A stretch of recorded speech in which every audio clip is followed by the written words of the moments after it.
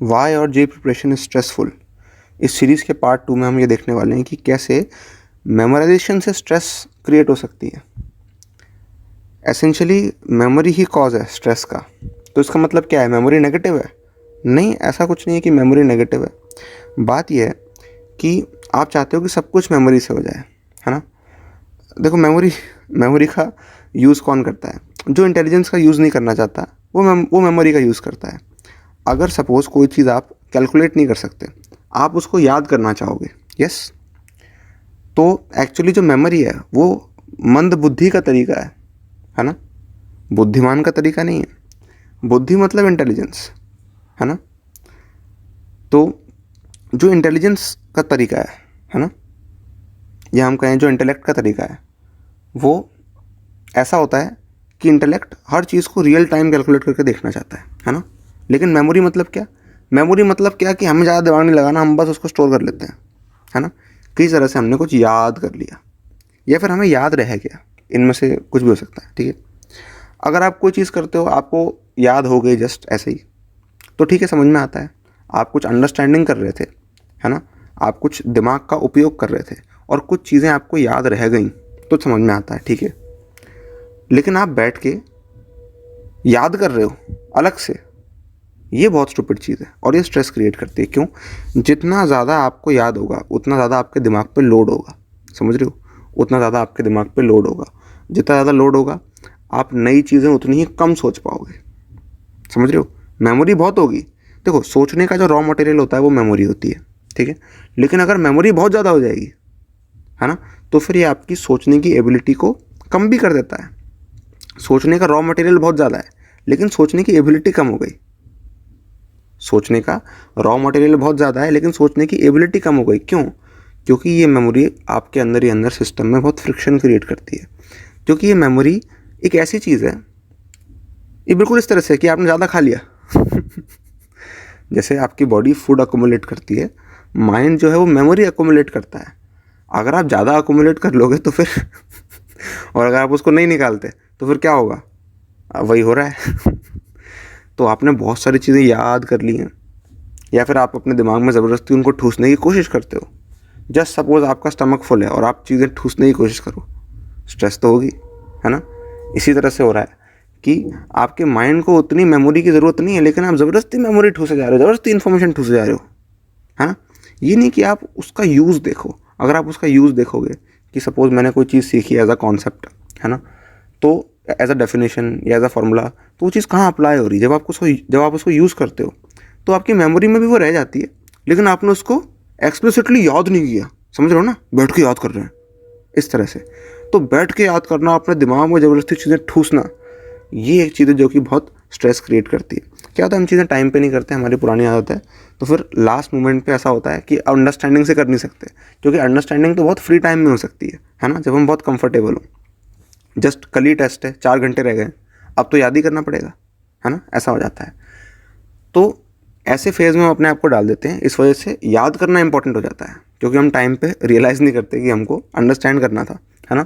इसलिए जब टाइम कम होता है तो याद करना ही इकलौता रास्ता बन जाता है। जब याद करना ही इकलौता रास्ता बन जाएगा तो फिर आप क्या करोगे? आप बस सब कुछ बंद करके आप याद करोगे, है ना। अपनी बुद्धि बंद करके आप सारा फोकस याद करने को लगा दोगे। फिर ऐसे में आप क्या कर रहे हो, जब भी आप कोई चीज़ ज़बरदस्ती याद करने की कोशिश कर रहे हो, ऐसे इमेजिन करना कि आपका स्टमक फुल है और आप कुछ ज़बरदस्ती खाने की कोशिश कर रहे हो, दिक्कत तो होगी, ठीक है। तो ये जो फ्रिक्शन है, टू मच मेमोरी या टू मच इन्फॉर्मेशन या टू मच नॉलेज से ये फंक्शन नहीं कर पाता सही से, समझ रहे हो। ये माइंड आपका फंक्शन ही नहीं कर पाता ढंग से, क्योंकि बहुत सारी मेमोरी है। जैसे बिल्कुल इस तरह से कि आप अपने अंदर फूड डालोगे तो फूड होगा सर्टेन अमाउंट तक, तो बॉडी उसको डाइजेस्ट करेगी और वो हेल्दी रहेगी। लेकिन आप कुछ ज़्यादा ही डाल दोगे, इतना कि बॉडी डाइजेस्ट नहीं कर सकती, है ना। इसी तरह से आपने क्या किया है, इतनी ज़्यादा मेमोरी ठूस ली अपने अंदर। आपको पता है कि क्या पीरियोडिक टेबल में क्या क्या एलिमेंट्स होते हैं, ये वो, है ना। लेकिन उसके पीछे का लॉजिक नहीं पता कि ये एलिमेंट इस तरह से अरेंज क्यों है, ये आपको नहीं पता होगा, पूछेंगे तो। चलो ठीक है, सपोज आपको ये भी पता, आपने ये भी याद कर लिया, ठीक है कि ऐसा क्यों है, ये भी किसी ने याद कर लिया। तो फिर जब नेक्स्ट चीज़ आएगी तो वो उसको नहीं पता होगी, है ना, क्योंकि याद करने में हमेशा लिमिटेशन है ना, उसमें दिमाग लगा के कुछ नया क्रिएट करने में, है ना, इस लिमिटेशन से कहीं गुना ज़्यादा बड़ी लिमिटेशन है। मतलब आपकी अपर लिमिट जो है वो हज़ारों गुना ज़्यादा है या लाखों गुना ज़्यादा है, समझ रहे हो। अंडरस्टैंडिंग भी लिमिटेड है, मेमोरी भी लिमिटेड है, लेकिन मेमोरी और अंडरस्टैंडिंग कंपैरिजन में अंडरस्टैंडिंग की लिमिट्स बहुत बड़ी हैं, समझ रहे हो। तो मेमोरी पे हमेशा लिमिट रहेंगी कि आप इतना याद कर सकते हो, ठीक है। फिर जब आपसे ये पूछेंगे कि ये क्यों है, फिर आप उसको याद कर लोगे, फिर पूछेंगे ये क्यों है, वो आपको नहीं पता होगा, फिर आप उसको याद कर लोगे, फिर अगर आपसे पूछा जाएगा कि ये क्यों है, फिर आप अटक जाओगे, समझ रहे हो ना। तो मेमोरी से सिर्फ आप उतना ही सीख सकते हो। अंडरस्टैंडिंग पे अगर आप फोकस करते हो तो फिर आपके पास एक फ्रीडम आ जाती है कि अंडरस्टैंडिंग के थ्रू आप कुछ तो भी कर सकते हो, कुछ तो भी उसके परम्यूटेशन और कॉम्बिनेशन भी आप कर सकते हो, समझ रहे हो ना, कोई भी चीज़ आप कर रहे हो, है ना। तो मेमोराइजेशन एक तो ये है कि मेमोरी जितनी ज़्यादा होगी बिना उसका यूज़ जाने, अगर बहुत ज़्यादा मेमोरी है और वो मेमोरी आप बहुत आसानी से यूज़ कर पा रहे हो, फिर कोई दिक्कत नहीं है। लेकिन यूज़ करना आपको आ नहीं रहा, ठीक है, मेमोरी आप कुछ याद करते हो भूल जाते हो, है ना। तो क्योंकि वो यूज़ में नहीं आ रही इसलिए हम नेचुरली भूल जाते हैं, क्योंकि वो चीज़ यूज़ में नहीं आ रही, जस्ट बिकॉज दैट। ऐसा नहीं है कि हमारा माइंड वीक है, ऐसा नहीं है, वो चीज़ यूज़ में नहीं आती तो आप नेचुरली भूल जाओगे, है ना। अब कुछ लोग ऐसे होते हैं जिनकी जो रटन पावर है है ना, चीज़ों को याद रखने की जो पावर है वो बहुत ज़्यादा होती है ना, होती है, ऐसा नेचुरली होता है। चीज़ें उनसे ज़्यादा चिपक जाती हैं, ये कह लो चीज़ें उनसे ज़्यादा चिपक जाती हैं, है ना। चीज़ें आपसे चिपक रही हैं, इसका मतलब स्ट्रेस तो होगी आगे जाके, बट चलो कोई बात नहीं। अभी के लिए एग्ज़ाम में ये कैपेबिलिटी की तरह है ना, कि आप कोई भी चीज़ पढ़ रहे हो वो आपको याद हो जा रही है। तो ऐसे हो सकता है कि आपको कुछ ऐसे टॉपर्स मिले, उनके साथ आपका एनकाउंटर हो, जिनको चीज़ें बहुत आसानी से याद हो जाती हैं और इस वजह से वो टॉपर है, ठीक है, इस चीज़ में बढ़िया है। लेकिन आगे जाके नेक्स्ट स्टेप पे फिर जब क्वेश्चन पूछा जाएगा तो कोई जवाब नहीं होगा, ठीक है। तो बेस्ट वे जो है वो अंडरस्टैंडिंग के थ्रू है। तो इस वीडियो में मैं आपको ये बता रहा था, मैंने आपको कोई नया कोई मेथड नहीं बताया, है ना, कोई ऐसा कुछ नहीं बताया, जस्ट मैं आपको इस बारे में अवेयर कर रहा था, ठीक है, मेंटली अवेयर कर रहा था कि यहाँ पे, या मुझे कहना चाहिए अवेयर नहीं, बेवेयर बेवेयर, इस तरह की हरकत मत करना। जैसे जैसे अभी तुम्हें लगेगा, हो सकता है कि नहीं मैंने ये रट लिया और एज इट इज़ जस्ट लिख दिया एग्ज़ाम में, जस्ट टिक लगा दिया और हो गया मेरा काम, देखो कितना आसान है रटना, है ना, और रटने से देखो कितना मज़ा आ गया। अभी आपको हो सकता है ऐसा लगे, लेकिन जब चीज़ें ज़्यादा हो जाएंगी, है ना, जब चीज़ें ज़्यादा हो जाएंगी और अगर आप उसको हैंडल ना कर पाओ अप्रोप्रिएट अंडरस्टैंडिंग की एब्सेंस की वजह से, है ना, तो फिर स्ट्रेस होगी, है ना, आपका दिमाग ख़राब होने लगेगा, लिटरली आपका दिमाग ख़राब होने लगेगा, है ना। तो ज़बरदस्ती बैठ के तो मेमोराइज़ नहीं करना, है ना, लेकिन बिना अंडरस्टैंडिंग की मेमोरी एक्यूमुलेट भी नहीं करनी।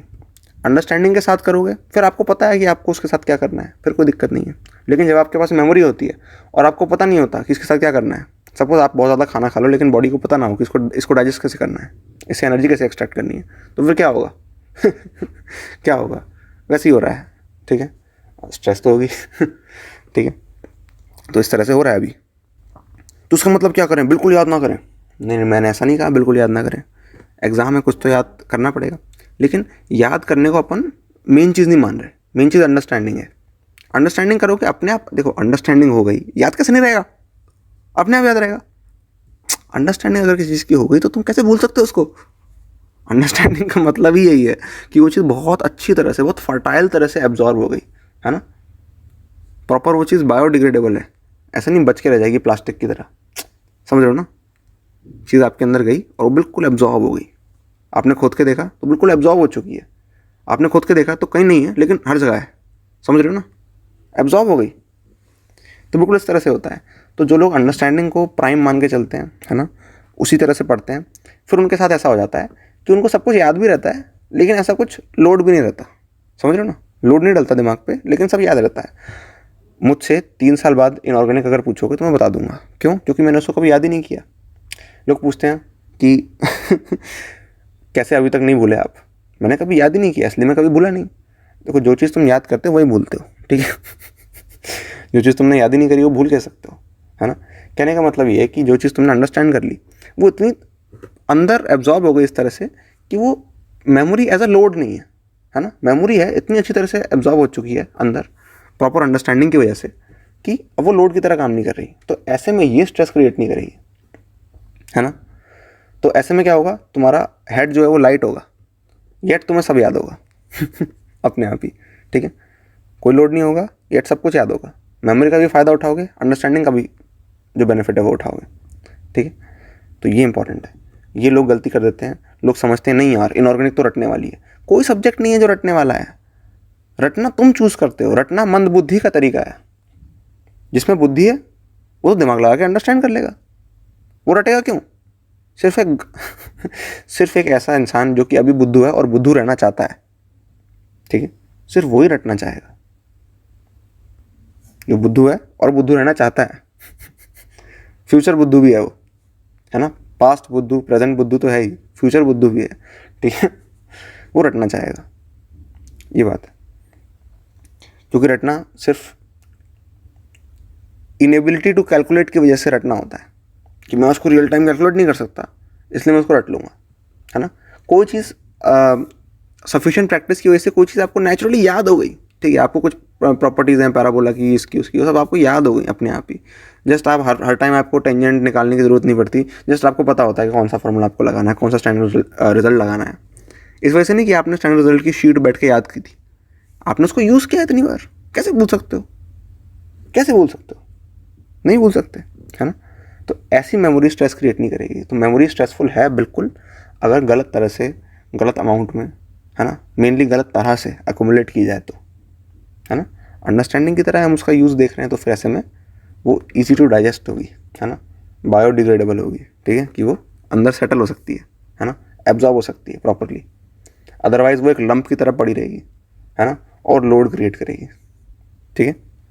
तो ये अपने को करना है, अंडरस्टैंडिंग को प्राइम रखना है ना। तो इस वीडियो में मैंने मेनली आपको बताया कि आपको अंडरस्टैंडिंग को प्राइम रखना है और क्यों रखना है। ये तो पता होता है अंडरस्टैंडिंग को प्राइम रखना है, लेकिन जब बात आती है पढ़ने की तो रटने लग जाते हैं ठीक है। और ये कि किस तरह से हार्मफुल है, बहुत हार्मफुल है, इतनी स्ट्रेस क्रिएट करेगी कि आप फील कर पा रहे होगे अभी थोड़ी बहुत, जितने भी आपने ऐसी हरकत करी है मेमोराइजेशन वाली, है ना। लेकिन आप और फील करोगे जैसे जैसे और बढ़ता जाएगा, ठीक है। तो ऐसा वैसा कुछ फील मत करो, ठीक है। ऐसा वैसा कुछ भी फील मत करो, सही चीज़ करो तो दिक्कत फील नहीं होगी, ठीक है, क्योंकि दिक्कत होगी नहीं।